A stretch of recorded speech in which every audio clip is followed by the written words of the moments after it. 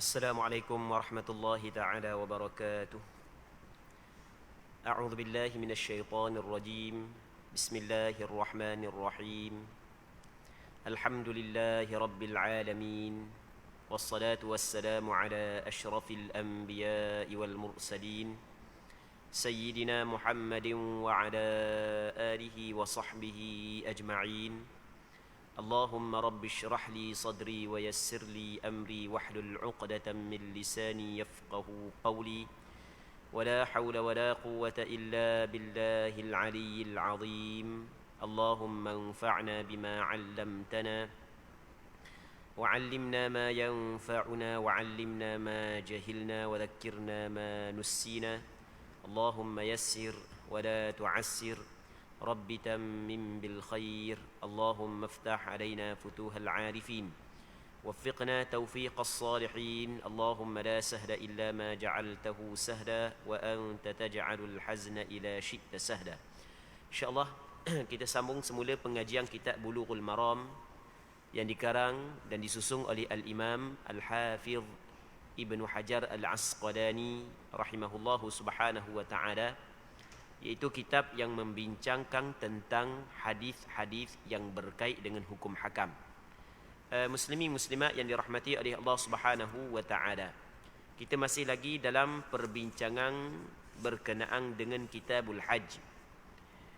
Hadis yang ke-742 daripada kitab Bulughul Maram, kata Imam Ibn Hajar Al-Asqalani rahimahullahu subhanahu wa taala, babul mawaqit, bab pada membincangkan tentang miqat-miqat bagi orang yang mengerjakan haji dan bagi orang yang mengerjakan umrah.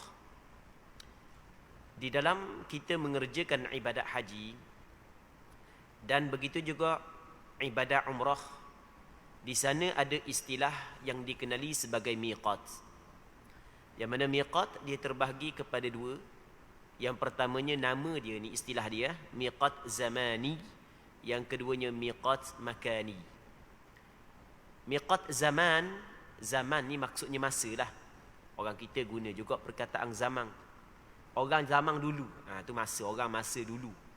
Tu sebenarnya bahasa Arab zaman. Miqat zamani maksudnya benda masa yang boleh kita buat ibadat haji dan ibadat umrah. Okey, itu maksud miqat zamani. Yang keduanya dipanggil miqat makani. Makan bahasa Arab, kalau bahasa kita tempat. Di sana ada tempat-tempat yang telah ditetapkan oleh Rasulullah sallallahu alaihi wasallam. Bagi orang yang ingin mengerjakan haji, mesti dia kena berniat sebelum daripada melepasi tempat ini. Itu yang dinamakan sebagai miqat makani. Miqat zamani, muslimin muslimat yang dirahmati oleh Allah Subhanahu wa taala, miqat zamani bagi haji adalah 2 bulan 10 hari. 2 bulan 10 hari. Cakap mudah gitulah. Jadi kalau tak masuk bulan haji, tidak boleh kita nak buat haji. Bulan haji adalah bulan bermulanya bulan haji Syawal, Zulqa'dah dan 10 daripada bulan Zulhijjah. Allah Subhanahu wa taala berfirman dalam Al-Quranul Karim, Al-Hajju ashhurum ma'lumat. Haji itu beberapa bulan yang maklum. Dia 2 bulan 10 hari, itu dipanggil bulan haji. Jadi kita ni, kita tak bukan bulan haji, kata nak buat haji hari ni tak boleh, nak buat haji esok pun tak boleh, ni bukan bulan haji. Dia berbeza dengan umrah. Umrah ni kita boleh buat sepanjang tahun, bila-bila masa saja boleh kita buat. Kita nak pergi bila-bila masa sahaja boleh kita buat. Okey, itu perbezaan di antara waktu boleh kita buat umrah dengan waktu yang boleh kita buat haji. Okey, itu dipanggil miqat zamani bagi haji. Yang keduanya miqat makani. Miqat makani ni dia sama je haji dengan umrah pada beberapa perkara dan ada perbezaan pada beberapa perkara yang lain. Miqat makani maksudnya, miqat ni cakap kita tempat lah. Miqat makani tempat. Bagi orang yang nak buat haji, orang yang nak buat umrah, jangan melepasi tempat ini. Mesti kena berniat sebelum daripada melepasi tempat ini. Itu yang dimaksud dengan miqat. Okey, kita tengok dalam hadis. Katanya, Ani bin Abbas radhiyallahu anhuma, anna an-nabiy sallallahu alaihi wasallam waqata li ahli al-Madinah Dhul Hulaifah wa li ahli Syam al-Juhfah wa li ahli Najd qarn al-manazil wa li ahli al-Yaman Yalamlam hunna lahunna waliman ata alaihinna min ghairihin mimman arada al-hajj wal umrah wa man kana duna dhalika famin haitsu ansha hatta ahlu Makkah min Makkah muttafaqun alaih.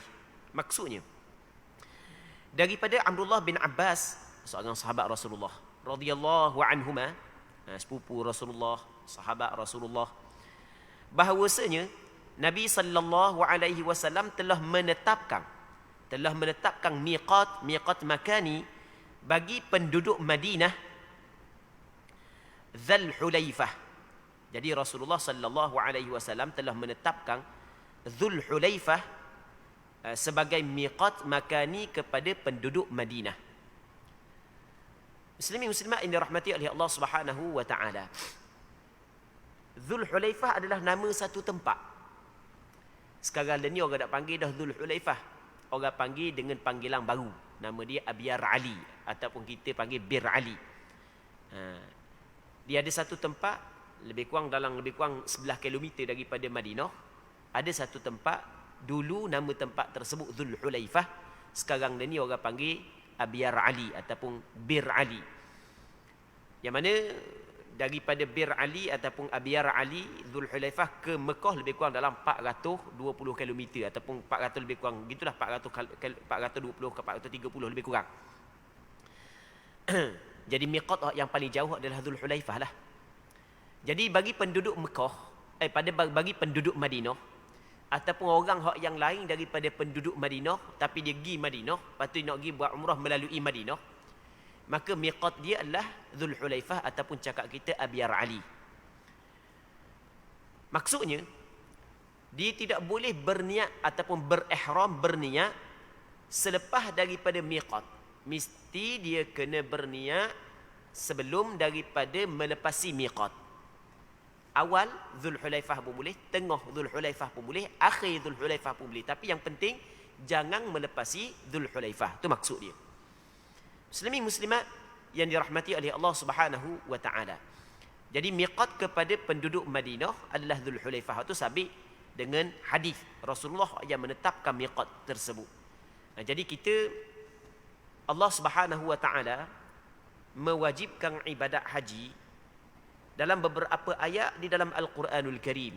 Antaranya Allah Subhanahu wa taala berfirman, "Walillahi 'alan nasi hajjul bait." Bagi untuk Allah menjadi kewajipan ke atas manusia mengerjakan haji ke Baitullah. Jadi setiap orang yang cukup syarat dia wajib mengerjakan haji. Tetapi di dalam Al-Quranul Karim tidak disebut bagaimanakah perincian ataupun bagaimanakah melaksanakan haji secara terperinci. Jadi kalau kita nak cari bagaimanakah kita nak buat, nak laksanakan ibadat haji mengikut Al-Quran, memang kita tidak mampu. Sebab ada dikhabar secara terperinci. Tetapi Nabi SAW menyebut dalam hadis, "Khudhu anni manasikakum." Hendaklah mengambil ibadat haji mung daripada aku. Jadi cara pelaksanaan ibadat haji yang diwajibkan oleh Allah Subhanahu wa taala kepada kita adalah daripada Nabi sallallahu alaihi wasallam. Bermula daripada miqat makani, tempat yang di mana patut kita berniat, tidak boleh melepasi tempat ini, mesti kita ambil daripada Nabi sallallahu alaihi wasallam. Tentang miqat makani yang disebut dalam hadis ini tidak disebut di dalam Al-Quranul Karim. Tetapi apabila Rasulullah yang menetapkan, maka mesti kita kena buat. Itu adalah ketetapan yang datang daripada Allah sebenarnya. Kerana wa ma yantiqu 'anil hawa in huwa illa wahyun yuha. Rasulullah sallallahu alaihi wasallam dia tidak bertutur daripada hawa nafsu. Bahkan apa yang dituturkan oleh Rasulullah, tuturan Rasulullah sebenarnya adalah wahyu yang telah diwahyukan kepada Nabi sallallahu alaihi wasallam. Baik. Jadi bagi penduduk Madinah, miqat dia adalah Dzul Hulaifah. Sama ada kita orang nak mengerjakan haji ataupun orang nak mengerjakan ibadah umrah. Muslimin muslimat yang dirahmati oleh Allah Subhanahu wa taala. Dia maksud Dzul Hulaifah ni adalah miqat kepada orang yang ingin mengerjakan haji, orang yang ingin mengerjakan umrah yang menjadi penduduk Madinah. Bukanlah maksudnya adalah jangan kita melepasi tempat tersebut tapi masih lagi kita tidak berniat. Tapi bukanlah maksud kita mesti kena berniat di tempat tu. Bukan maksud begitu. Bahkan boleh kita berniat sebelum daripada kita sampai ke tempat tersebut. Maksudnya kita duduk di hotel di Madinah. Tak sampai lagi Zulhulaifah, tak naibah lagi kita niat dah di Madinah. Boleh ke tak? Boleh, tak ada masalah. Jadi kita ada 3. Yang pertamanya niat sebelum sampai miqat. Yang keduanya niat pada miqat. Yang ketiga niat selepas daripada miqat. Okey, 3 Niat sebelum daripada miqat hukum dia adalah harus. Daripada soal sudut afdal ataupun tidak, itu nombor 2. Boleh niat sebelum daripada miqat. Maksudnya kita duduk di Madinah boleh dah kita niat. Jadi belang-belang duduk tunggu bah kita pakai ada ihram ni. Lambat niat lalu boleh, tak ada masalah. Niat umrah ke, niat haji ke boleh. Tapi kena dalam waktu dia lah. Yang keduanya niat di miqat. Niat di miqat pada permulaan miqat, tengah miqat, hujung miqat boleh. Yang penting dalam miqat. Dan hak yang lebih afdal niat pada miqat, sebab Rasulullah yang telah menetapkan miqat tersebut, itu yang paling afdal. Niat setelah daripada miqat, adalah salah. Orang hak yang sengaja tidak berniat pada miqat, lepas daripada miqat baru berniat, sedangkan dia nak pergi ke Mekah untuk mengerjakan ibadat haji dan umrah, maka dia telah melakukan kesalahan, dia telah berdosa. Mesti dia kena beristighfar kepada Allah Subhanahu wa taala. Dan dalam masa yang sama mesti dia kena bayar dam. Antara denda, cakap kita antara denda lah, mesti dia kena bayar dam. Antara denda kena bayar, kena sembelih seekor kambing, cakap mudah gitulah, adalah bagi orang yang tidak berniat pada miqat. Baik, melainkan kawi konan mula. Pergi Allah dak niat pusing mudah. Baik, ni pernah berlaku, Muslimin muslimat yang dirahmati oleh Allah Subhanahu wa taala. Mutawih ni ibadat umrah. Masuk Madinah dulu. Mutawih jenis wei cakap banyak. Duk atas bah duk sembang lagi. Berang duk sembang. Tiba-tiba lepas daripada miqat, mula mutawih kata ginilah kita niat ramai-ramai kat gini. Kita niat ramai-ramai tabah. Niat ramai-ramai tabah. Lepas tu atabah tu bedang boleh spekar kok mutawif kok sembang. Dia ingat sekarang nak niat. Allahu Rabbi. Selang beberapa kilometer, ahli jemaah tanya, kita nak niat lagi? Kejut mutawif. Allah dah ingin niat lagi. Lepas daripada miqat dah. Niat situ, kena bayar dang. Kalau sebelum daripada ni, sutibah 40 orang. 40 ekor kambing. Baik, mereka kena konan mula. Konan, masuk miqat balik. Pergi di miqat balik. Barulah gugur pembayaran dam. Muslimin muslimat yang dirahmati oleh Allah Subhanahu wa taala. Satu. Yang keduanya, Rasulullah sallallahu alaihi wasallam menetapkan miqat makani kepada penduduk Syam, tempat dia Juhfah. Di sana ada satu tempat nama dia Juhfah, yang mana Rasulullah menetapkan penduduk Syam miqat dia di sini. Dia Juhfah di dekat sikit. Dia miqat yang paling jauh adalah Zulhulaifah. Juhfah dia dekat sikit. Dia kalau sebut kata penduduk Syam, dia merangkumi penduduk Palestin, Jordan, Syria, Lebanon. Okey, 4 buah negara ni dia merangkumi, ataupun 4 buah negara ni yang dikatakan negara Syam. Negara Syam, 4 buah negara ni. Baik. Tapi kalau kita pergi di sana, kalau sebut kata nak pergi di Syam, ramai orang guna istilah nak pergi ke Syria. Duduk di Syria. Di Syria ni di banyak negeri-negeri dia kan. Kalau kata-kata nak pergi di Syam, maksudnya adalah Damsyik. Itu pengalaman kita duduk sana lah. Baik, tapi sebenarnya negara Syam dia merangkumi 4 buah negara. Palestin, Urdun ataupun Jordan, Lebanon, yang keempatnya adalah Syria. Jadi bagi penduduk Syam, Rasulullah sallallahu alaihi wasallam menetapkan miqat dia adalah Juhfah. Ketika Rasulullah sallallahu alaihi wasallam menetapkan Juhfah adalah miqat kepada penduduk Syam, ketika ni penduduk Syam belum lagi jatuh, ataupun negara Syam belum lagi dapat kepada Islam. Penduduk dia masih lagi bukan Islam. Adalah seorang dua yang memeluk Islam, bukan tak ada. Antaranya adalah Allah Rabbi Tamim Ad-Dari. Baik, dia penduduk Syam, dia memeluk Islam, tak silap ingat. Jadi masa tu belum lagi penduduk Syam memeluk Islam. Tetapi Rasulullah telah menetapkan kepada penduduk Syam miqat dia adalah Juhfah. Ini di antara mukjizat yang Allah Taala bagi kepada Nabi sallallahu alaihi wasallam, iaitu Rasulullah sallallahu alaihi wasallam diberitahu oleh Allah Subhanahu wa taala, diwahyu oleh Allah Subhanahu wa taala. Allah Taala mewahyukan kepada Rasulullah bahawasanya penduduk Syam akan datang akan memeluk Islam. Dan penduduk Syam akan datang yang memeluk Islam ketika dia ingin datang untuk mengerjakan haji. Miqat dia adalah Juhfah. Muslimin muslimat yang dirahmati oleh Allah Subhanahu wa taala. Seterusnya Rasulullah sallallahu alaihi wasallam menetapkan kepada penduduk Najd sebagai miqat dia adalah Qarnul Manazil. Qarnul Manazil. Dia Qarnul Manazil dekat sikit. Dekat sikit, lebih kurang dalam 75 km je nak sampai ke Mekah. Lebih kurang itulah Qarnul Manazil. Dan biasanya kita ni ramailah orang berniat di Qarnul Manazil. Sebab ni ada sebahagian daripada package umrah tu dia buat pergi jalan ke Taif. Jadi daripada Taif saat itu dia akan lalu ke Qarnul Manazil. Jadi niat situlah. Ni Qarnul Manazil orang panggil, nama dia As-Sailul Kabir, nama dia hak baru. Jadi bagi penduduk Najd miqat dia adalah Qarnul Manazil. Manakala bagi penduduk Yaman miqat dia adalah Yalamlam.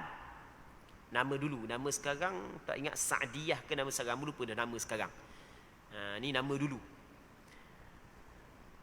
Jadi hadis ni dikeluarkan oleh Imam Bukhari dan Muslim dalam kitab sahih bagi keduanya. Hadis ni adalah hadis sahih. Yang mana kita dapati bahawasanya 4 miqat yang Nabi sallallahu alaihi wasallam sebut. Yang pertamanya Dzulhulaifah, yang keduanya adalah Juhfah, yang ketiganya Qarnul Manazil, yang keempatnya Yalamlam. 4 ni nama bagi tempat lah, nama bagi tempat. Dan Rasulullah tetapkan Dzulhulaifah bagi penduduk Madinah, Juhfah bagi penduduk Syam, Qarnul Manazil bagi penduduk Najd, Yalamlam bagi penduduk Yaman. Maka kata ulama, 4 miqat ni adalah sabit dengan ketetapan yang ditetapkan oleh Nabi sallallahu alaihi wasallam. 4 miqat ni adalah sabit dengan ketetapan yang ditetapkan oleh Rasulullah. Kita ada satu lagi miqat, nanti kita akan cerita. Miqat nama dia miqat Dzatu Irq. Yang mana miqat Dzatu Irq ulama berbeza pandangan. Bagi penduduk Iraq dan orang yang datang daripada Iraq, termasuklah Iran, Afghanistan pun masuk kat dua kali mari kat Iraq ni, yang mana miqat dia adalah Dzatu Irq. Adakah penetapan miqat Dzatu Irq bagi penduduk Iraq sabit dengan hadis Nabi sallallahu alaihi wasallam, sabit daripada Rasulullah ataupun tidak, berlaku khilaf. Nanti kita akan cerita lepas daripada ni. Baik. Ni masalah miqat. Kata Nabi sallallahu alaihi wasallam lagi,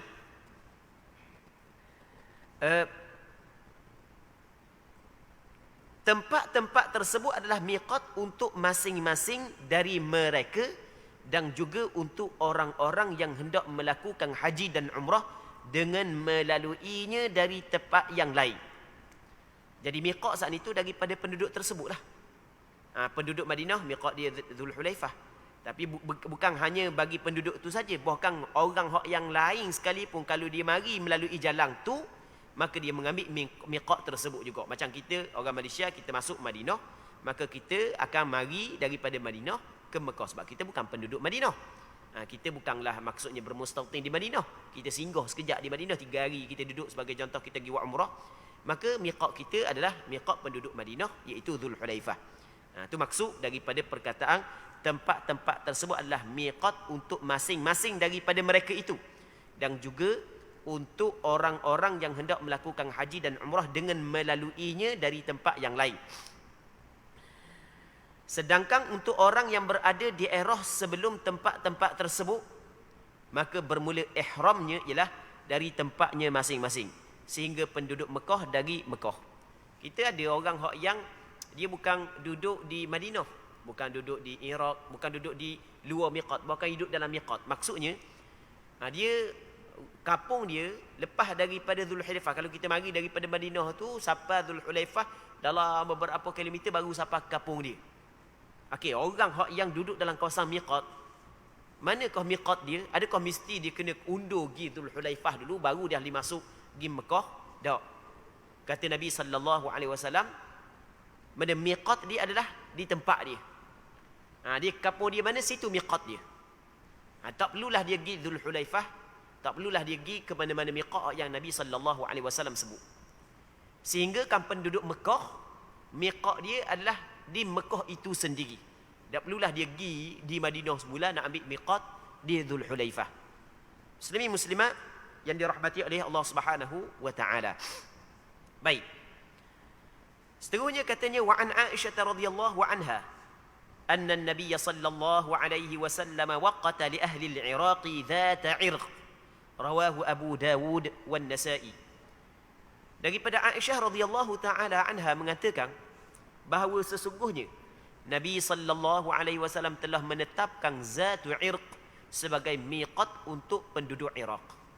Sekarang ni sepakat ulama mengatakan penduduk Iraq dan orang Iran, Iraq, Afghanistan, benda lagi yang lalu jalan samalah, yang lalu jalan sama. Miqat dia adalah Zatu 'Irq. Cuba ulama berbeza pandangan. Sebenarnya siapa yang menetapkan miqat Zatu 'Irq ni sebagai miqat kepada penduduk Iraq? Sebahagian daripada ulama berpandukan kepada hadis ini mengatakan bahawasanya Rasulullah yang menetapkan. Tetapi sebahagian ulama mengatakan hadis ini sebenarnya hadis dhaif. Apabila hadis ini adalah hadis dhaif, maka tidak boleh dijadikan sandaran. Di sana ada hadis yang sahih yang dikeluarkan oleh Imam Bukhari, nanti kita akan baca lepas daripada ni, yang menyebut bahawasanya yang menetapkan miqat Zatu 'Irq adalah Sayyidina Umar. Ketika zaman Sayyidina Umar radhiyallahu taala anhu, negara Basrah dengan negara Kufah yang ada di negara Iraq dapat kepada Islam. Negara Basrah dengan Kufah dapat kepada Islam. Penduduk dia memeluk Islam. Maka penduduk dia tanya kepada Sayyidina Umar, wahai Amirul Mukminin, Nabi sallallahu alaihi wasallam telah menetapkan miqat-miqat tertentu kepada golongan-golongan tertentu, kepada penduduk-penduduk negeri tertentu. Manakala kami, contoh, dia Iraq dia dekat juga dengan Syam. Di Iraq dia dekat, dia sempadan dengan dengan Syam, satu sudut. Yang mana penduduk tempat tersebut Kufah dengan Basrah, dia kata, wahai Amirul Mukminin, Rasulullah sallallahu alaihi wasallam telah menetapkan Juhfah sebagai miqat kepada penduduk Syam. Kalau kami nak pergi ke Mekah, lepas tu kami nak lalu kat Juhfah tu jadi jauh kan? Jauh sangat. Jadi kena pusing kok jauh. Maksudnya jalan kami nak pergi ke Mekah tu jalan lain. Kalau nak pergi masuk ke Juhfah saat itu jauh.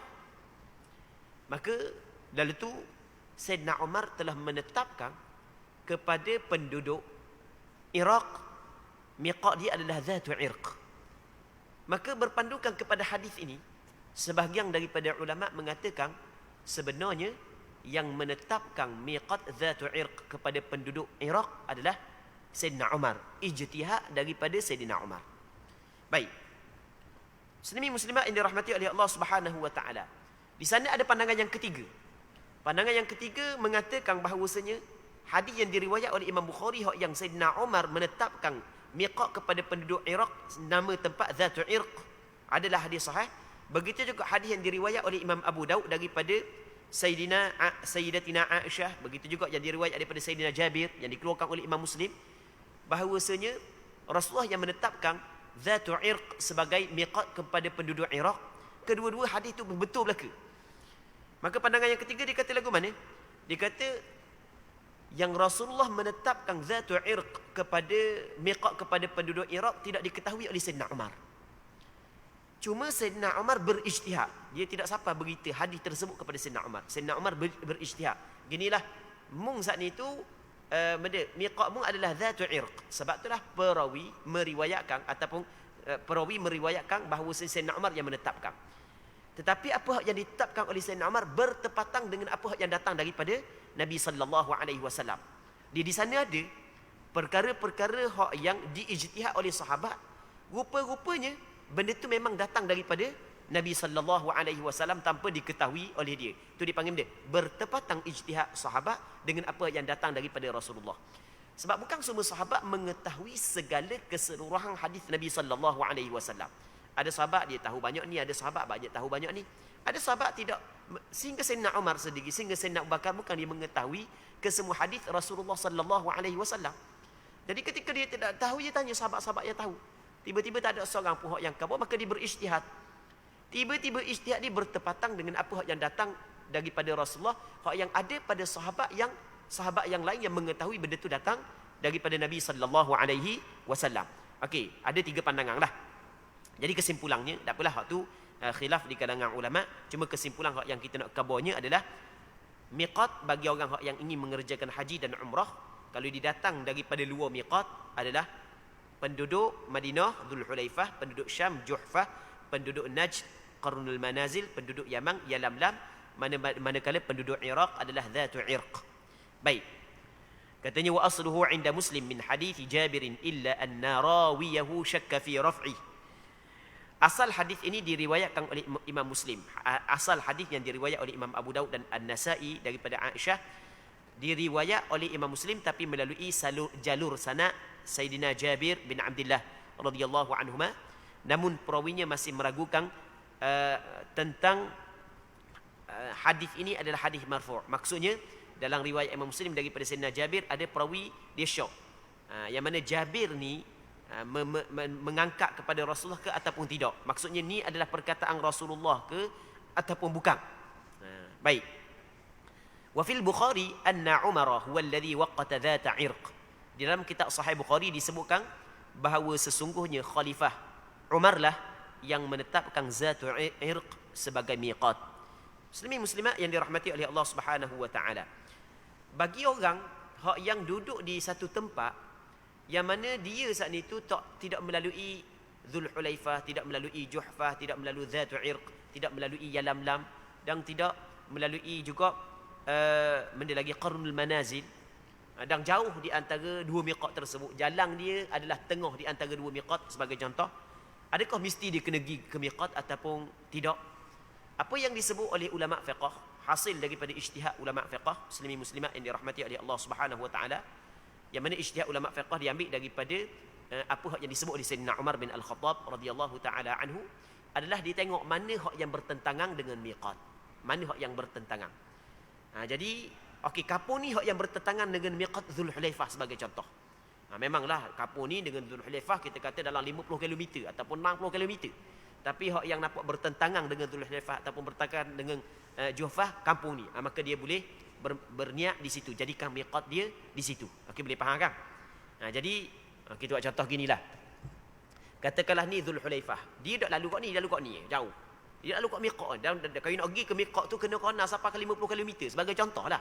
Kata sebagai contoh. Adakah mesti kena pergi ke miqat hak yang ditetapkan oleh Rasulullah? Kata ulama tidak. Dan dia niat mana? Okey, miqat dia adalah hak mana, kawasan hak yang bertentangan dengan miqat tersebut. Agak-agaklah. Lah ni mudah je kan, kita ada benda GPS dan seumpamanya kan. Mudah je lah ni. Baik. Muslimin muslimat yang dirahmati oleh Allah Subhanahu wa taala. Seterusnya katanya wa inda Ahmad wa Abi Dawud wa Tirmidzi an Ibn Abbas radhiyallahu anhuma anna an-nabiy sallallahu alaihi wasallam waqata li ahli al-masyriq al-aqiq. Katanya menurut Ahmad, Abu Daud dan Tirmidzi disebutkan melalui Ibn Abbas radhiyallahu anhuma bahawasanya Nabi sallallahu alaihi wasallam telah menetapkan al-aqiq. Al-aqiq sama benda sama Juhfah tu, al-aqiq itulah sebagai miqat untuk penduduk masyriq. Cuma hadis ini adalah hadis dhaif. Hadis dhaif mengikut apa yang disebut oleh sebahagian daripada ulama hadis. Tak apalah, ada hadis yang sebelum ini tu jelas yang dikeluarkan oleh Imam Bukhari dan Muslim bahawasanya penduduk Syam miqat dia adalah Juhfah. Seterusnya katanya bab wujuhil ihrami wa sifatih. Bab pada menyatakan berbagai macam ihram dan gambarannya. Antara rukun haji dan rukun umrah. Muslimin muslimat yang dirahmati oleh Allah Subhanahu wa taala, antara rukun haji dan rukun umrah adalah berihram. Antara rukun haji dan rukun umrah adalah berihram. Berihram ni adalah kita niat untuk mengerjakan haji dan niat untuk mengerjakan umrah. Sebagaimana sembahyang kita perlu kepada niat. Mesti kita kena niat. Begitu juga haji dan umrah, dia ada niat dia. Baik. Ihram ni adalah niat masuk untuk mengerjakan haji ataupun masuk untuk mengerjakan umrah. Katanya an Aisyah radhiyallahu anha qalat kharajna ma'an Nabi sallallahu alaihi wasallam 'am hajjatil wada' faminna man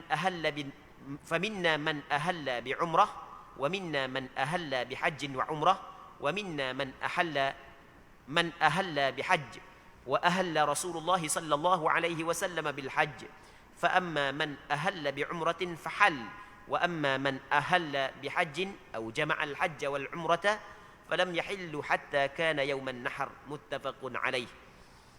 Daripada Aisyah radhiyallahu taala anha telah menceritakan hadis berikut. Katanya, kami keluar bersama dengan Nabi sallallahu alaihi wasallam. Kata Aisyah, kami keluar bersama dengan Rasulullah.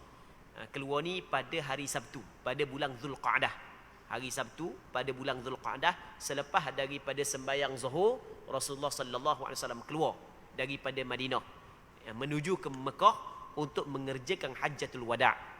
Nabi sallallahu alaihi wasallam setelah daripada Rasulullah berhijrah ke Madinah, Rasulullah sallallahu alaihi wasallam tidak mengerjakan haji melainkan Hajjatul Wada'.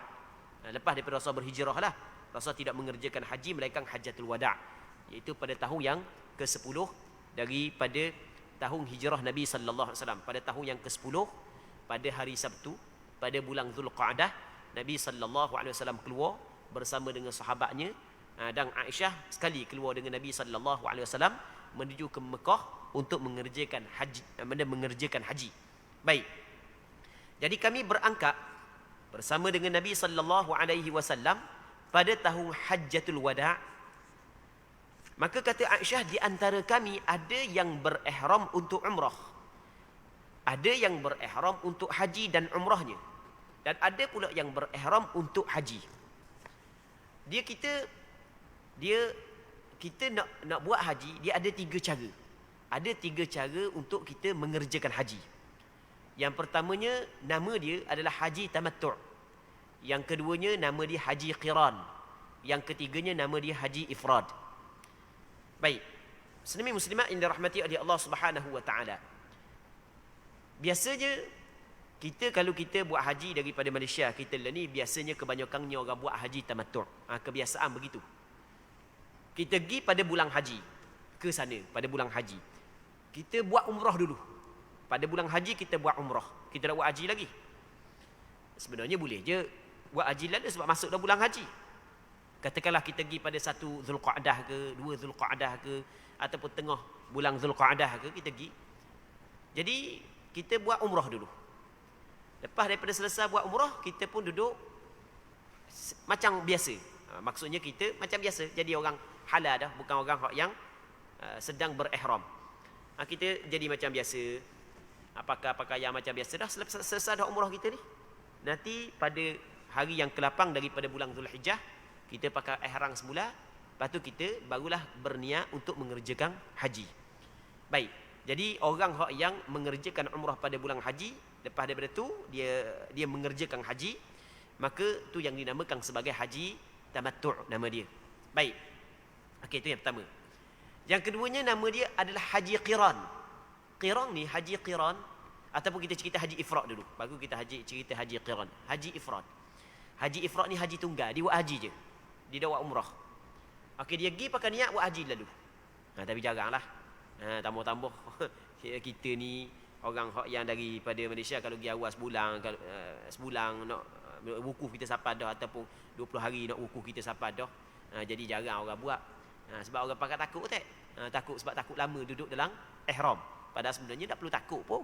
Sebab kita duduk dalam ihram sebenarnya kita duduk dalam ibadat. Kalau terbuat perkara yang pantang larang, maka tak dosa kalau terbuat. Dia yang dosa sengaja. Cuma soal bayar dam ataupun tidak tu perbincangan yang lain. Baik, tak ada masalah pun. Jadi orang buat haji ifrad dia buat haji tunggal. Maksudnya dia tidak buat umrah, dia buat haji saja. Baik, kalau orang hak yang duduk di sana mungkin lainlah. Muslimin-muslimat yang dirahmati oleh Allah Subhanahu wa taala. Jadi dia orang hak yang duduk di Mekah tak apalah, bolehlah buat haji ifrad. Okey, itu dua. Yang ketiganya dipanggil haji qiran. Haji qiran dia sebenarnya perbuatan dia sama dengan haji ifrad. Cuma perbezaan adalah pada niat. Niat dia sahaja aku mengerjakan haji dan umrah dan aku berihram dengan keduanya kerana Allah Ta'ala. Dia maksudnya dia gabung di antara haji dan umrah sekaligus. Dia gabung. Itu dipanggil haji qiran.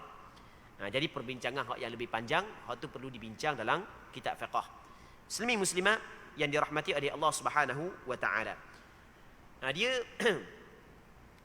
dalam hadis ni Aisyah radhiyallahu taala anha menceritakan ketika Rasulullah dan para sahabat pergi ke Mekah pada tahun yang ke-10 daripada tahun 10 Hijrah untuk mengerjakan Hajjatul Wada'. Sahabat tak sama. Kata Aisyah, ada orang yang buat haji tamattu', ada orang yang buat haji ifrad, dan ada orang yang buat haji qiran. Tak sama. Baik. Kata dia lagi, sedangkan Rasulullah sallallahu alaihi wasallam sendiri berihram untuk haji. Jadi Rasulullah sallallahu alaihi wasallam berniat untuk mengerjakan haji. Orang yang berihram untuk umrah terus bertahallul setelah tiba dan selesai daripadanya. Dia umrah, selesai daripada umrah, tahallul lah. Jadi sampai Mekah, tawaf, lepas daripada tawaf, sa'i, lepas daripada sa'i, cukur ataupun bergunting, ataupun kalau perempuan bergunting sahaja, maka tahallul dia. Jadi halal lah. Baik. Itu dia orang yang mengerjakan haji dia dipanggil haji tamattu'. Katanya sedangkan orang yang berihram untuk haji atau menyatukan antara haji dan umrahnya tidak bertahallul sebelum hari raya Qurban. Mereka itu tidak bertahallul sebelum daripada hari raya Qurban. Maksudnya dia berduduk dalam ihram sehinggalah pada hari raya haji. Sehingga pada hari raya haji. Baik, hadis ini muttafaqun alaih. Sepakat mengeluarkan hadis ini oleh Imam Bukhari dan Muslim di dalam kitab sahih bagi keduanya. Baik. Seterusnya, ihram dan perkara-perkara yang berkaitan dengannya. Katanya babul ihrami wa ma yata'allaqu bih. Bab pada menjelaskan tentang ihram dan apa-apa yang berkaitan dengan ihram. An Ibn Umar radhiyallahu anhuma qala ma ahalla Rasulullah sallallahu alaihi wasallam illa min indil masjid. Muttafaqun alaih. Daripada Abdullah bin Umar radhiyallahu taala anhuma menceritakan bahawa tidak sekali-kali Rasulullah sallallahu alaihi wasallam berihram. Di asal makna ahalla ni maksudnya bertalbiyah, itulah labbaik Allahumma labbaik labbaik la syarika lak labbaik innal hamda wan ni'mata lak wal mulk la syarika lak. Baik, cuma bertalbiyah mengikut mazhab Imam Syafi'i hukum dia adalah sunnah. Apa yang diwajibkan adalah berniat ataupun berihram. Jadi kata Abdullah bin Umar radhiyallahu anhuma, tidak sekali-kali Rasulullah berihram melainkan memulanya dari dekat masjid. Masjid yang dimaksud masjid di sini adalah masjid di Zulhulaifah. Sebab itulah kata ulama paling afdal kita berniat di Zulhulaifah ataupun di Abyar Ali ataupun Bir Ali kerana Rasulullah berniat bersitu. Rasulullah sallallahu alaihi wasallam berihram di situ. Rasulullah sallallahu alaihi wasallam bertalbiyah di situ. Baik. Walau bagaimanapun harus kita berniat sebelum daripada sampai Zulhulaifah.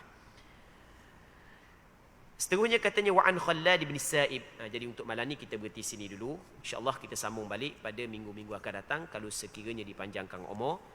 Dan kita berdoa kepada Allah Subhanahu wa taala agar pengajian kita pada malam yang mulia ini diberkati oleh Allah Subhanahu wa taala. Wallahu Subhanahu wa taala a'la wa a'lam. اللهم حققنا باتباع نبيك محمد صلى الله عليه وسلم ظاهرا وباطنا اللهم اجعلنا ممن يستمعون القول فيتبعون أحسنه اللهم إنا نسألك الإخلاص في القول والعمل وصلى الله على سيدنا محمد وعلى آله وصحبه أجمعين والحمد لله رب العالمين.